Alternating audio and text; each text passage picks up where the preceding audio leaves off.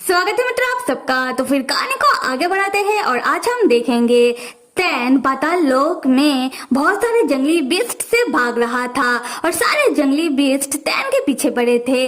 तैन एल्डर्स को गालियां देता हुआ कह रहा था कि एल्डर्स ने तो कहा था फॉरबिडन ग्राउंड के पाताल लोक के द्वार के अंदर कोई भी प्राणी बिना परमिशन के अंदर नहीं आ सकता, तो फिर ये सारे जंगली बीस्ट पाताल लोक के अंदर आए कैसे। खैर तैन तब भागता हुआ पहाड़ के चोटी के ऊपर आकर खड़ा हो जाता है और पाता है कि आगे तो रास्ता है ही नहीं और सारे जंगली बीस्ट आक्रामक तरीके से तैन की ओर भागता हुआ आ रहा था। तैन तब बहुत ही चालाकी से पहाड़ से कूद जाता है और एक डाली पकड़ के लटक जाता है और सारे जंगली बीस्ट तैन के पीछे उस पहाड़ से कूद जाते हैं और नीचे गिर जाते हैं। और बस एक जंगली बीस्ट जो पहाड़ से नहीं कूदता और सोचने लगता है कि वो बच गया। उसी वक्त तैन पीछे से आकर उस जंगली बीस्ट को लात मारकर पहाड़ से नीचे गिरा देता है। तब तैन जिस चोटी के ऊपर खड़ा था वो चोटी टूटने लगता है और तैन भी पहाड़ से नीचे गिरने लगता है। तैन तब गिरते हुए खुद को बचाने के लिए एक पेड़ की जड़ पकड़ के लटक जाता है। तब तैन जैसे ही अपने पास देखता है तैन पाता है कि एक बड़ा सा जंगली बीस्ट तैन की तरह ही पेड़ का दूसरा जड़ पकड़ के लटका हुआ था, जो तैन को देखते ही गुस्से में आ जाता है और गुर्राने लगता है। तैन कहता है कि तुम पहले खुद को बचाने के बारे में सोचो, ना कि मेरे ऊपर गुस्सा करो। पर वो जंगली बीस्ट गुस्से में आकर तैन जिस जड़ को पकड़ के लटका था उस जड़ को काट देता है और तैन नीचे गिरने लगता है। तैन गिरते हुए परेशान होकर सोचता है कि नहीं, मैं ऐसे मर नहीं सकता, तो फिर डिमोन किंग कौन बनेगा। पर तैन नीचे गिरे जा रहा था। उसी वक्त बाजिन आता है अपने स्नो चीते के साथ। आकर वो तैन को अपने बाहों में पकड़ लेता है। तैन बाजिन को देखकर उसे राहत मिलता है। तैन बाजिन से कहता है कि बाजिन तुम आखिरकार मेरे पास आ गए, तुमने मुझे बचा लिया। बाजिन तैन से माफी मांगता है कि उसे आने में देरी लग गया। तैन जो पहले से ही थक चुका था वो बाजिन के बाहों में ही बेहोश हो जाता है। कुछ देर बाद तैन को होश आने लगता है और वो चिल्लाकर उठता है कि भागो यहाँ से। तब स्नो चीता अपने चीता भाषा में कहता है कि तुमने तो मुझे डरा दिया। तब तैन को याद आता है कि उसको तो बाजिन ने बचा लिया है। तैन जैसे ही अपने आगे देखता है वो पाता है कि उसके सामने बाजिन नहीं बल्कि जिन खड़ा है। जिन तैन से कहता है कि मेरे छोटू से तैन तुम उठ गए। तैन जिन से कहता है कि जिन तुम। जिन कहता है कि मेरे छोटू से तैन तुमने मुझे बहुत जल्दी पहचान लिया। तैन तब जिन की ओर बढ़ता हुआ कहता है कि मुझे बहुत अच्छे से याद है कि मुझे बाजिन ने बचाया था। उसके बाद तैन गुस्से में पूछता है कि जिन तुम अचानक कैसे जागे और मेरा बाजिन कहाँ है, तुमने उसके साथ क्या किया। तब तैन की नजर बाजिन के शरीर की घाव की ओर पड़ता है जहाँ पट्टियां बंधी हुई थी। तैन तब जिन का कपड़ा हटाकर देखने की कोशिश करने लगता है। जिन तैन से कहता है कि मेरे छोटू से तैन तुम मुझे देखकर इतना उतावला हो गए हो कि मेरे साथ प्यार मोहब्बत करना चाहते हो, वो भी ऐसे प्लेस में। आओ चलो करते हैं। तैन कहता है कि तुम अपना बकवास बंद करो और पहले बताओ कि तुम्हें मतलब बाजिन को इतना चोट कैसे आया है। तब स्नो चीता भी बाजिन को फिक्र करता हुआ पूछता है कि मास्टर आपको इतना चोट कैसे लगा है। जिन स्नो चीते से कहता है कि तुम मुझसे दूर रहो। तैन तब बहुत परेशान होकर जिन को जोर से पकड़ के पूछने लगता है कि बताओ मुझे तुम्हारे साथ ये सब किसने किया है। तैन उसे जाकर और उसके पूरे परिवार को मार देगा। जिन कहता है कि न्याय के कल्टिवेटेड के मुखिया ने उसे बहुत ही मारा है। अगर तैन उन्हें और उनके पूरे परिवार को मारना चाहता है तो जिन तैन का मदद करेगा। तैन गुस्से में आग बबूला होकर कहता है कि मैं न्याय के कल्टिवेटर के मुखिया को नहीं छोड़ूंगा। फिर तैन को याद आता है और वो शांत हो जाता है कि न्याय के कल्टिवेटर का मुखिया यानी कि तैन के ससुर जी। उसके बाद तैन उदास होने लगता है और कहने लगता है कि मुझे पहले से ही पता था बाजिन के पिताजी वो बहुत ही गर्म मिजाज के हैं, पर मुझे ये नहीं पता था कि बाजिन के पिताजी बाजिन को इतना बुरी तरीके से मारेंगे। क्या बाजिन ने मेरे वजह से मार खाई और बाजिन कभी भी अपने तकलीफों के बारे में क्यों मुझे नहीं बताता। तब जिन तैन के सर में बहुत प्यार से हाथ रखकर कहने लगता है कि मेरे छोटू से तैन मैं 100 दफा मार खाने के बाद भी नहीं मरूंगा, तुम फिक्र मत करो। अगर तुम्हें फिक्र करना ही है तो ये फिक्र करो कि मुझे बहुत दर्द हो रहा है, तो तुम्हें अब से मेरा ध्यान रखना होगा। तैन चिढ़कर कहता है कि मैं भला तुम्हारा ध्यान क्यों रखूं। उसके बाद तैन कुछ सोचकर जाकर जिन को पकड़ लेता है और पूछने लगता है कि एक बात तो बताओ, तुम्हें कैसे पता कि बाजिन को बाजिन के पिताजी के हाथों से मार पड़ी? वैसे तो तुम जब भी जागते हो तुम्हें बाजिन का याद नहीं रहता और बाजिन को तुम्हारा, तो क्या तुम दोनों का याद आपस में मिल चुका है? जिन तब तैन से झूठ के देता है कि नहीं तो ये तो जाहिर सी बात है ना, बाजिन के पिताजी के अलावा बाजिन को और कौन पीट सकता है? तब जिन अपने दिमाग में बाजिन से बात करने लगता है और यहाँ हमें पता चलता है कि जिन ने अपने दिमाग में बाजिन को कैद करके रखा है। खैर जिन बाजिन से कहता है कि मैं बहुत जल्दी ही तुम्हारे शरीर को काबू कर लूंगा। बाजिन कहता है कि मैं ऐसा नहीं होने दूंगा। जिन पूछता है कि तुम तो खुद को बचा नहीं पा रहे हो, मुझे कैसे रोकोगे? और बाजिन मुझे यकीन नहीं हो रहा तुम मुझ पर काबू पाने के लिए राक्षसी कल्टीवेशन करके राक्षसी औरे को पूरी तरीके से अपने अंदर समाने के लिए तैयार हो गए थे। उसके बाद जिन सोचने लगता है कि अगर क्या हो कि जिन राक्षसी औरे का इस्तेमाल करने लगे। तैन तब जिन को सोच में डूबा हुआ देखकर सोचने लगता है कि अब मुझे ये करना ही होगा। उसके बाद तैन जिन को किस करने के लिए आगे बढ़ने लगता है। जिन तुरंत तैन का मुंह पकड़ के उसे रोक देता है और कहता है कि मेरे छोटू से तैन मुझे पता ही था कि तुम कुछ ऐसा करने वाले हो। तैन देखो, पहले तो मुझे समझ नहीं आता था कि तुम खुद से मुझे कभी कभार किस क्यों कर देते थे, पर अभी मुझे तुम्हारा ये ट्रिक पता चल गया है। जब भी तुम अपने मर्जी से मुझे किस करते हो मैं बाजिन के अंदर चला जाता हूँ और बाजिन अपने शरीर में जाग जाता है, जो मैं होने नहीं दूंगा। देखो तैन, हालात को समझो। तुम्हें क्या लगता है कि बाजिन तुम्हें यहाँ से सही सलामत बाहर निकाल पाएगा? इस प्लेस को गौर से देखो, यहाँ आसपास बहुत सारी राक्षसी औरा मौजूद है और बाजिन तो खुद ही अपने अंदर के राक्षसी औरे को काबू नहीं कर पाएगा, वो तुम्हें क्या बचाएगा? तैन तब चौंक कर सोचने लगता है कि क्या बाजिन के अंदर का राक्षसी औरा?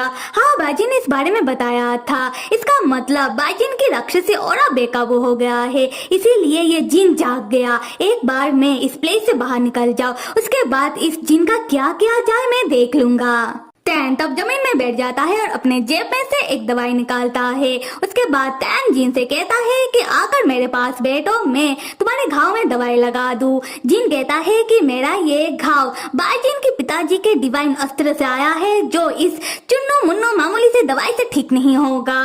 तैन कहता है कि ये दवाई कोई मामूली नहीं है, ये दवाई मुझे रूलेन ने दिया है और रूलेन की बनाई हुई कोई भी दवाई मामूली नहीं होता। जिन तब तैन से फ्लर्ट करता हुआ कहता है कि मेरे छोटू से तैन को मेरा फिक्र हो रहा है। तैन कहता है कि बिल्कुल नहीं, बल्कि मैं तो मेरे पति बाजिन के शरीर का फिक्र कर रहा हूँ। उसके बाद तैन जिन का कपड़ा हटाकर उसके घाव में जबरदस्ती दवाई लगाने की कोशिश करने लगता है। जिन तब किसी कमसिन हसीना की तरह कहने लगता है कि हाय दैया, मुझे मत छुओ, मुझे शर्म आ रहा है।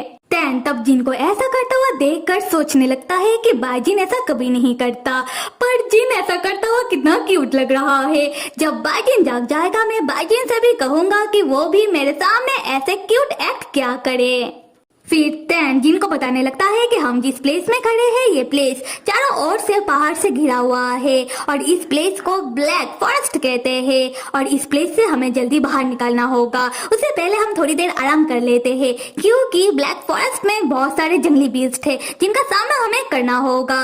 तब तैन देखता है कि स्नो चीता जो है वो अपने मास्टर यानी कि बाजिन के पास आकर खड़ा होता है, पर जिन बहुत ही रूडली स्नो चीते से कहता है कि मुझसे दूर जाकर खड़ा हो। ये देखकर तैन सोचने लगता है कि शायद जिन को जानवरों से उतना लगाव नहीं है। उसके बाद तैन स्नो चीते को अपने कंधों के ऊपर बिठा देता है और स्नो चीते से कहने लगता है कि स्नो चीता का सेंस बहुत ही अच्छा है, तो स्नो चीता हमें इस प्लेस से बाहर निकालने में मदद करो और अगर हमारा किस्मत अच्छा रहा तो हम स्नो चीते के मदद से पाताल लोक की लाइन की सील को भी ढूंढ लेंगे। स्नो चीता खुश होकर कहता है कि आखिरकार तुम्हें पता चल गया कि मैं काम का हूँ। तब जिन तैन से कहता है कि लाइन का सील, छोटू से तैन तुम्हें उस सील को तोड़ना है ना।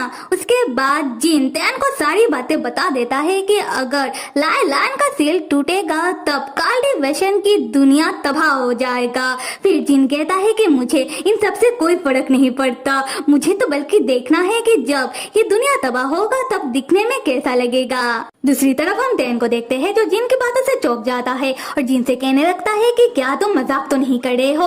हमारे एल्डर्स ने हमें लाइन के सील को तोड़ने के लिए कहा है। उन्होंने कहा कि सील टूटने से हम राक्षसों को असीम शक्तियां प्राप्त होगा, पर तुम्हारी बातों से तो माजरा कुछ और ही लग रहा है। क्या एल्डर्स हमारे राक्षसी दुनिया के साथ पूरी दुनिया को तबाह तो नहीं करना चाहते?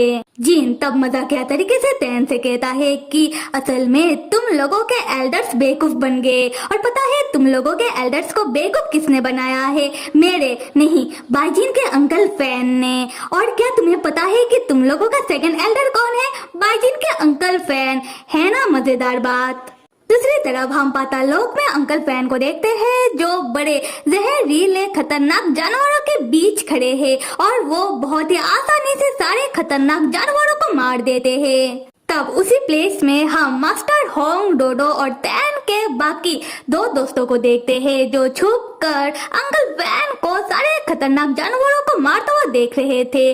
तब तैन के दोनों दोस्त मास्टर होंग को शुक्रिया कहने लगते हैं कि मास्टर होंग के वजह से वो दोनों भी पाताल लोक के अंदर आ पाए हैं, क्योंकि उन दोनों को भी तैन का बहुत फिक्र हो रहा था और वो दोनों भी तैन का मदद करना चाहते हैं। तब पंखों वाला आदमी अंकल फैन को देखता हुआ कहने लगता है कि ये तो बाईजिन के अंकल फैन हैं। अंकल फैन जैसे खतरनाक जानवरों को मार रहे हैं, देखकर वो खुद ही कितने खतरनाक लग रहे हैं। अंकल फैन तब उन लोगों को देख लेते हैं और तैन के दोनों दोस्तों से कहने लगते हैं कि अब तुम्हारी बारी। ये सुनकर वो दोनों डर जाते हैं। खैर अंकल फैन तब मास्टर होंग के पास आकर कहते हैं कि होंग तुम आ गए, पर तुम्हें यहाँ नहीं आना चाहिए था, यहाँ का काम मैं संभाल लेता। मास्टर होंग कहते हैं कि तुम कितना संभाल लेते ये मुझे अच्छी तरीके से पता है। खैर देखो, मुझे यहाँ आने का कोई शौक नहीं है। एक बार मैं तैन के साथ डिमॉन किंग इलेक्शन के बाकी बचे हुए कैंडिडेट को पाताल लोक से सही सलामत बाहर निकाल लूं, उसके बाद मैं भी यहाँ से चला जाऊंगा। अंकल फैन तब मास्टर होंग को डोडो के अंदर की जादुई राक्षसी मणि के बारे में याद दिलाते हुए कहते हैं कि राक्षसी मणि अगर लायन की सील को जोड़ सकता है तो तोड़ भी सकता है, और कहते हैं कि मुझे मेरे काम को अंजाम तक ले जाने में कोई भी नहीं रोक पाएगा। ये सुनकर मास्टर होंग को बहुत ही गुस्सा आने लगता है और मास्टर होंग भी अंकल फैन को बहुत सारी बातें सुना देते हैं और कहते हैं कि अगर अंकल फैन ने अपना हाथ पार किया तो अंकल फैन को मास्टर होंग की तलवार का सामना करना पड़ेगा। और वो लोग झगड़ा कर ही रहे थे, उसी वक्त आसमान से नुकीला बर्फ के टुकड़े का बारिश होने लगता है, जो देखकर मास्टर होंग बताने लगते हैं कि स्पिरिचुअल बीस्ट जो पाताल लोक की लायलान के सील को गार्ड कर रहे हैं, उन्हें हमारे होने का एहसास हो गया है, तो हमें जल्दी यहाँ से निकलना होगा।